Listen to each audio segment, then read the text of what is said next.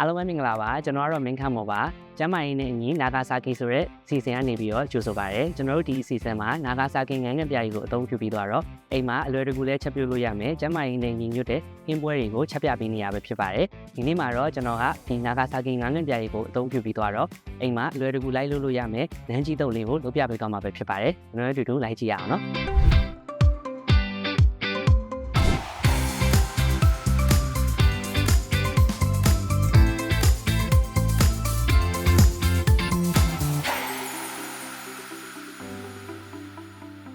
အခုပထမအဆုံးအနေနဲ့ကျွန်တော်ကကြက်သားကိုပေါ့နော်ပြုတ်လိုက်မယ်ပြုတ်တဲ့အခါမှာလည်းကျွန်တော်ဒီနာဂါဆာကီငါးငန်းပြားရင်းနဲ့ပြုတ်ပဲပေါ့နော်အဲဒါဆိုရင်ကြက်သားပြုတ်လိုက်ပြုတ်ပြီးတော့ကျွန်တော်ကဒီကြက်သားကိုပြန်ပြီးတော့ကြက်သားအနှစ်လေးချက်မယ်ဒီပြုတ်ရည်ကိုကြတော့သူနဲ့တွဲပြီးစားတဲ့အခါမှာသုံးမယ်ပေါ့နော်ခင်းရည်တောက်ကလေးလုံးမယ်ပေါ့နော်ကဲအဲဒါဆိုပြုတ်လိုက်မယ်ဒါဆိုရင်ပထမအဆုံးကြက်သားလေးထည့်လိုက်မယ်နော်အရသာအနေနဲ့နာဂါဆာကီငါးငန်းပြားရင်းလေးထည့်ဒီကတော့အပေါ့အငံပေါ့နော်ကိုလိုသလိုထည့်လို့ရတယ်ကျွန်တော်တို့ဒီနာဂါဆာကီငါးငန်းပြားရည်ဆိုရင်လည်းပဲအရသာကအရင်စုလေးရဲ့အရသာကြီးမရှိဘူးပေါ့နော်အဲ့အတွက်ကြောင့်မလို့ကိုလိုအပ်တဲ့လောက်ထည့်လို့ရတယ်အငံကြိုက်တဲ့သူကပို့ပြီးတော့နင်းလေးကြိုက်တယ်ဆိုရင်နည်းလေးပို့ထည့်လို့ရတယ်ပေါ့နော်ပြီးတော့အနံမွေးသွားအောင်လို့ကျွန်တော်တို့ချက်သွန်မြူလေးတစ်ပြားရိုက်ပြီးတော့ထည့်လိုက်မယ်နော်ချင်းလေးထည့်လိုက်မယ်အဲဆိုရင်ကျွန်တော်တို့ဒီလေးကိုကြက်သားလေးနူးရဲ့အထိဒီကအသားတွေကအချိုတွေထွက်လာတဲ့အထိပေါ့နော်တည်ထားလိုက်ပါမယ်ဒါဆိုရင်ကျွန်တော်တို့အခုကြက်သားလေးပြုတ်ထားတဲ့အချိန်မှာပေါ့နော်ဒီကြက်သားဟင်းချက်ဖို့အတွက်လိုအပ်တဲ့အနှစ်ချက်ဖို့အတွက်ပေါ့နော်လိုအပ်တဲ့ပစ္စည်းလေးပြင်လိုက်မယ်အရင်ဆုံးကျွန်တော်ကြက်သွန်နီတစ်လုံးသုံးမယ်ပေါ့နော်ကြက်သွန်နီလေးကိုကျွန်တော်တို့ပလိမယ်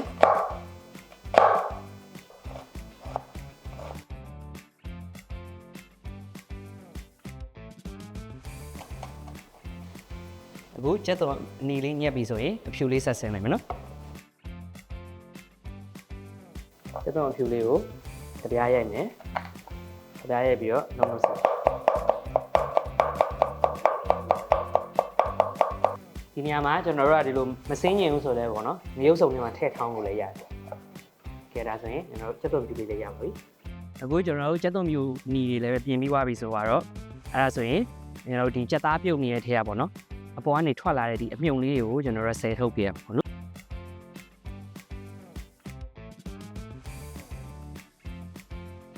အခုကြက်သားလေးလည်းပဲမူးလောက်ရှိပြီဆိုရင်ကျွန်တော်တို့ဆယ်ထားလိုက်မယ်နော်အခုဒီကြက်သားလေးတွေကိုခဏအရင်ခံထားမယ်ပေါ့နော်အရင်ခံထားတဲ့အချိန်မှာကျွန်တော်တို့ဒီဟင်းရည်တောက်ဖို့အတွက်ကိုကျွန်တော်တို့ပြင်လိုက်မယ်ပေါ့နော်ဒီထဲမှာကျွန်တော်ကကြက်သားပြုတ်တော့ကနာဂါဆာကီငါးငယ်ပြားကြီးထည့်ထားရတယ်ဆိုတော့အရင်ဆုံးအပေါက်ငံလေးမြည်ကြည့်မယ်ပေါ့နော်လိုအပ်တာလေးပဲထည့်ထည့်မယ်ပေါ့နော်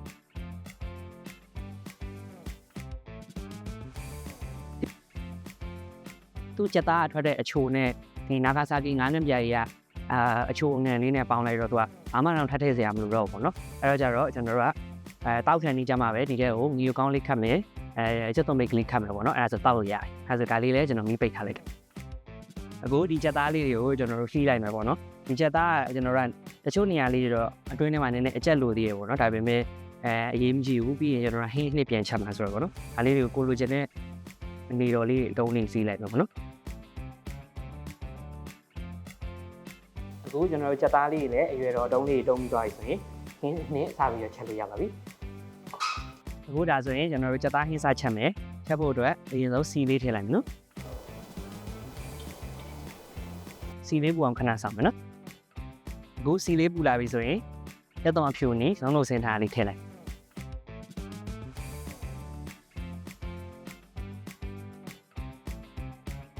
ဟုတ်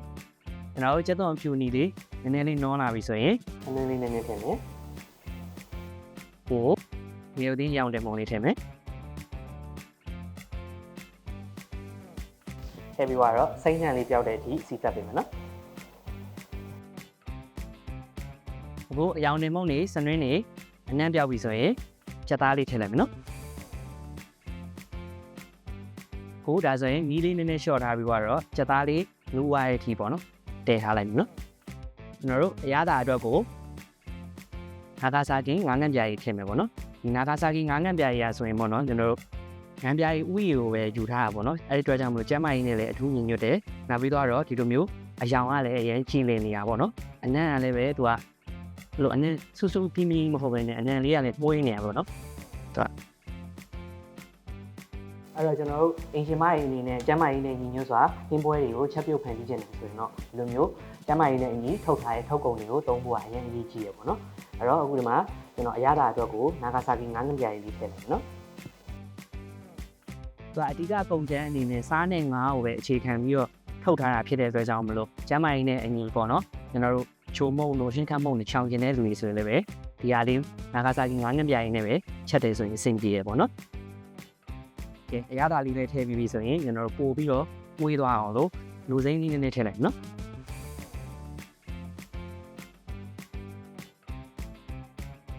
ကဲအခုဆိုရင်စီလေးလည်းပြန်လာပြီဆိုတော့ကျွန်တော်တို့နန်းကြီးတုပ်သုံးမယ်ချင်းနှစ်လေးရပြီပေါ့နော်နန်းကြီးတုပ်သုံးဖို့အတွက်တပွဲစားပေါ့နော်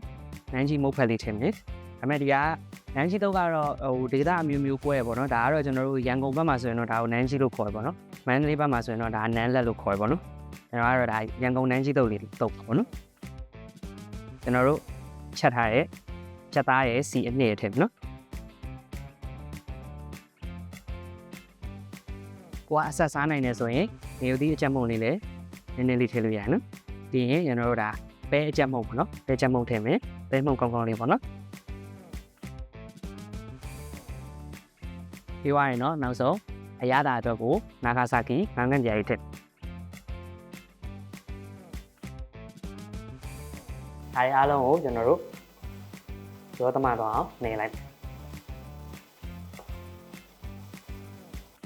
နှင်းလေးလိုရဲဆိုရင်နှင်းလေးနည်းနည်းလေးထည့်ဒ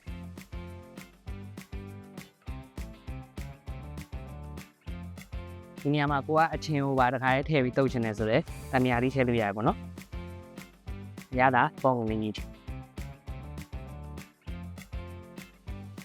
ရတာအပေါင်းငံလည်းပဲတော်နေလေးဖြစ်ပြီဆိုရင်ကျွန်တော်ပွဲလေးပြင်လိုက်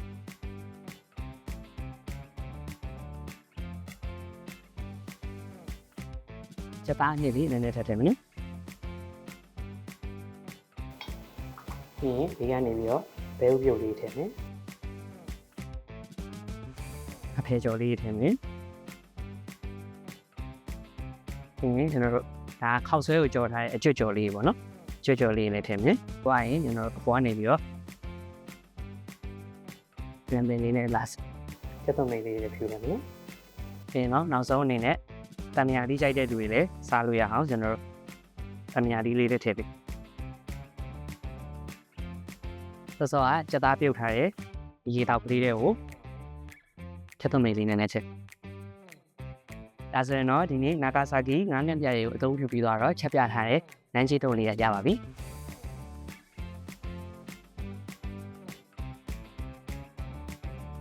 နောက်လာမယ့်အစီအစဉ်ဒီမှာလည်းပဲကျွန်တော်ကနာဂါဆာကီငါးငန်းပြားတွေကိုအသုံးပြုပြီးတော့ဘယ်လိုမျိုးကျမ်းမာရေးနဲ့ညီညွတ်တဲ့ဟင်းပွဲတွေကိုချက်ပြပေးသွားအောင်လဲဆိုတာကိုစောင့်မျှော်ကြည့်ရှုပေးကြပါအောင်เนาะအားလုံးကျေးဇူးတင်ပါတယ်